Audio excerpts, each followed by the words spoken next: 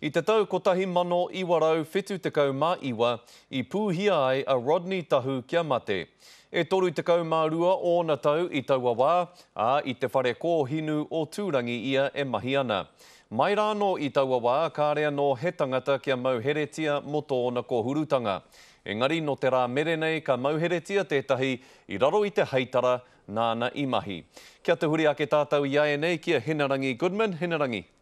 Ai, he tika tēnā. Ka tahi tētahi kēhi ko tino roa nei, me ki rā, e tatarihi ana kia putara nei he hua.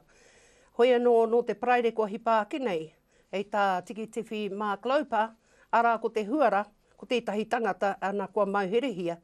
I tēnei wā hoki i te rā nei, i tūtaua tangatara ki te kōti ārohe o Rotorua. Koe nei te wāhi i pūhia ai a Rodney Tahu e toru te kaumārua tau kua hipa.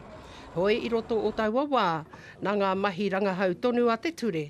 Arā ki te atuana te tangata e whakapaehia nei, nāna taua mahi. The case has been reviewed periodically over the years, and as a result, on Friday we executed a search warrant at a local Rotorua address. Shortly after that, a 70-year-old male was arrested and charged with this murder. Aha kua tōna roa e rapuhi ana, hei tā te ture, koe nei tonu te āhua, mō ia kēhi pēnei i tēnei. Murder cases or murder files are never closed here in New Zealand. They are regularly reviewed, and with changes in law and forensics, etc., we are now able to progress this matter. E ora tonu ana a Rodney Tahu i roto i ana tamariki e rua me te pauaru hoki. Those children are now 40 and 42 years of age. For the past 32 years, they've had to grapple with the unresolved circumstances of his death, and they're very happy that we've reached this stage. I tēnei wā ko tā te whānau e hia ana, kia waiho rātau me o rātau ake whakaaro i tēnei wā. They've expressed their relief at this development, and they hope that it will bring finally some closure to the family and the wider whānau. They have said to me personally that they're extremely thankful for the tenacity and perseverance of police, which has led to the development on Friday. Te hia anō a te ture mena e mōhio ana tētahi e tahi rā nei. He kōrero anō e pāna ki tēnei take, whakapā mai.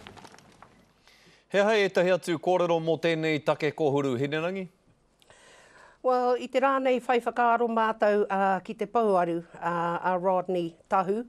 Engari nā te mea kua roarawa tēnei kēhi, me ki rā e tō roa hiana, nā te kore tonu hoki e ki te anā wai taua mahi. Ana ka whai whakaaroa ia ki te moe tāne atu anō. Ana i tēnei wā kai kona kai roto o tāmaki makaurau, e noho ana. Kia ora rā koe Henarangi, Henarangi Goodman i Rotorua me ngā whakamārama he pāna ki taua take kohuru.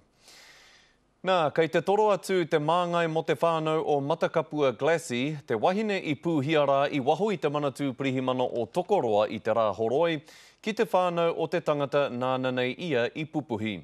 Kāre te māngai mo te whānau i hia kia pānuitia atu e mātou tōna ingoa, engari he whanaunga tata ia kia Glassy. Hei tāna e arohāna ia ki te whānau o Jamie Gins, te kaipupuhi i te pū, te hoarangatira hoki o Glassy. He ai ki te manatū pirihimana, kāre wā Gins tohu maupū. Mr. Gins, but I'm confident with the witnesses that have come forward and the cooperation we've got from all the families, including Mr. Gins' family, that we'll be able to establish some sort of reasoning around it.